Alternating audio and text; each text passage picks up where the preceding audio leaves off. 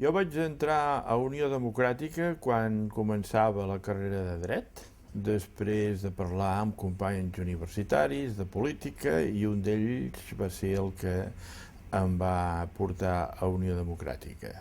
Va ser l'any 53.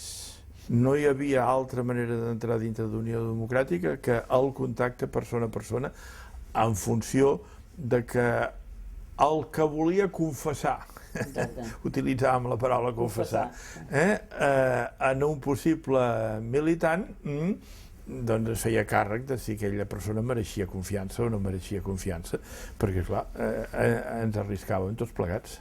Quan en els anys 60 es va modificar per primera vegada el comitè de govern que havia estat elegit l'any 36, ja hi vaig pertànyer.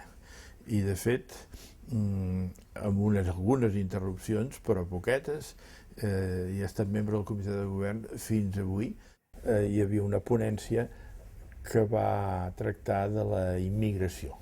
I aleshores va ser un d'Unió que va demanar la paraula i va dir: escoltin, sap què? Tot això que ha dit vostè està molt bé, però sap, miri, són catalans tots els que viuen i treballen a Catalunya, i punto.